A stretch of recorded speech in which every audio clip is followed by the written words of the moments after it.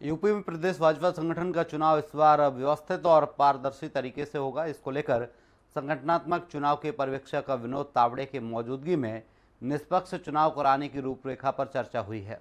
इस मौके पर मंडल और जिलाध्यक्षों के चुनाव के लिए 36 पर्यवेक्षकों की नियुक्ति की गई है। इन्हीं की देखरेख में चुनाव होगा। संगठन के हिसाब से कार्यशाला में 1918 मंडल और 98 जिलों के संगठनात्मक चुनाव को लेकर रोड मैप तैयार किया गया है। प्रत्येक 3 जिलों पर एक पर्यवेक्षक की नियुक्ति की गई है। इस खबर पर ज्यादा जानकारी के लिए सहयोगी संवाददाता पवन सिंह हमारे साथ लाइव जुड़ चुके हैं। पवन, आज बीजेपी की बैठक होगी। बैठक में कई बूथ लेवल की चर्चा की बात कही जा रही है। पर्यवेक्षकों की नियुक्ति कर दी गई है, क्या कुछ जानकारी है?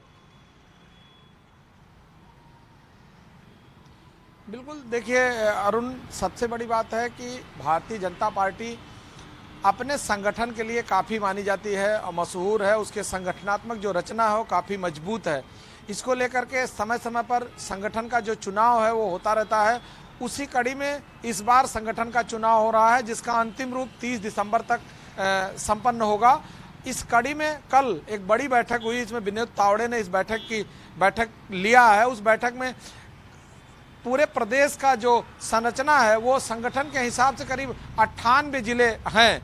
ऐसे तो उत्तर प्रदेश के अभी तक 75-76 जिले ही थे, लेकिन जो संगठन के हिसाब से जो संगठन ने अपने जिले निर्धारित किए हैं उसके कड़ी में करीब 98 जिले हैं। उस जिले के तहत हर 3 जिले पे एक पर्यवेक्षक नियुक्त किया गया। ये पर्यवेक्षक वहाँ जिले के जो वरिष्ठ नेता हैं, विधायक हैं, सांसद हैं, उनसे समन्वय स्थापित करके वहाँ के जिला अध्यक्ष और अन्य जितने भी पदाधिकारी उसका चयन करेंगे। इससे पहले भी संगठन के चुनाव होते थे, लेकिन उसमें वरिष्ठ नेताओं से पूछ करके या उनसे सलाह लेकर के जिनका नाम प्रस्तावित होता था उस पर चर्चा करके उस पर कर दिया जाता था। लेकिन इस बार जो प्रस्ताव आए हैं या इस बार जो संगठनात्मक चुनाव होना है, इसमें बहुत सारी ऐसी चीज़ें जिसको ट्रांसपेरेंट रखा जाएगा और प्रदेश के जितने भी वरिष्ठ नेता हैं उनके जानकारी में भी रहेगा। इस बार जो संगठन का चुनाव हो रहा है वो काफ़ी अलग होगा। इससे पहले कि जो चुनाव हो रहे थे संगठन के, इसमें सभी लोगों को सामने रखना है और जो पर्यवेक्षक हैं वो जिलों के जो वरिष्ठ नेता हैं उनसे चर्चा करेंगे। वहाँ से हर एक पद के लिए कई नामों की चर्चा करेंगे। जो उस नाम के लिए उचित होगा उसको वहाँ पे पदाधिकारी नियुक्त किया जाएगा। क्योंकि भारतीय जनता पार्टी का बैकबोन यह संगठन ही है और संगठन के माध्यम से ही भारतीय जनता पार्टी आज इतने बड़े स्तर पर खड़ी हो सकी है। इस संगठन को लेकर के भारतीय जनता पार्टी हमेशा से अपने इस कार्यों के लिए हमेशा मानी जाती है। लोगों में अपनी बात को पहुंचाना, जन जन तक अपनी बात को रखना, घर परिवार या कड़ी को जोड़ने के लिए काफ़ी महारत हासिल है। इसको लेकर के 2024 का जो पार्लियामेंट्री चुनाव हुआ, इस परिणाम के बाद से संगठन और सरकार काफ़ी सख्ते में थे कि आखिर क्या कारण है जो समस्याएं खड़ी हो रही हैं।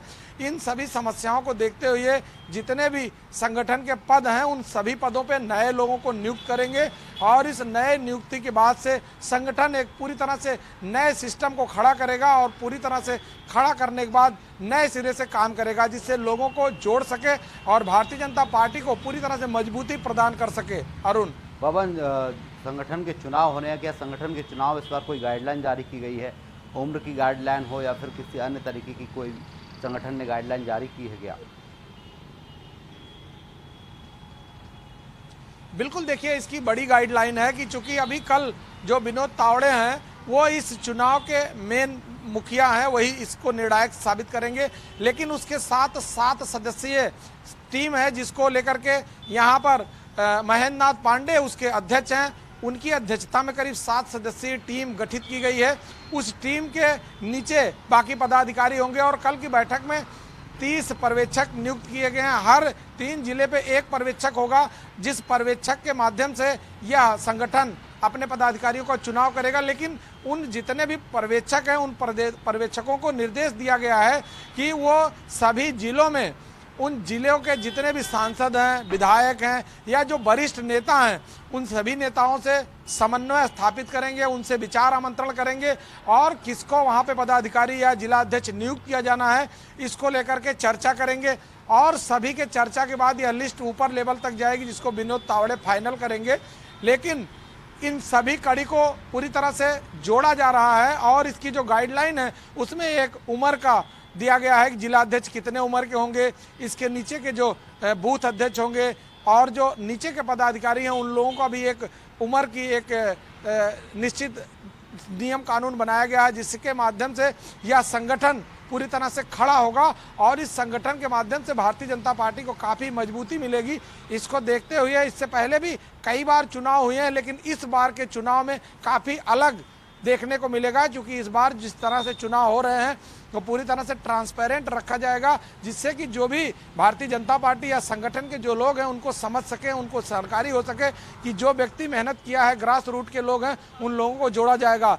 इस बार ऐसी भी गाइडलाइन जारी की गई है कि जो पुराने लोग हैं भारतीय जनता पार्टी या संगठन के, जिन लोगों ने अपना जीवन संगठन के लिए या भारतीय जनता पार्टी के लिए दिया है, उनको संगठन में जोड़ा जाएगा और उनके विचारों को महत्व दिया जाएगा। और लगातार जो लोग पार्टी के लिए हमेशा समर्पित हैं उन लोगों को जोड़ करके पार्टी अपने को काफ़ी मजबूत करने की कोशिश कर रही है। अरुण जी पवन, तमाम जानकारी के लिए आपका बहुत बहुत शुक्रिया।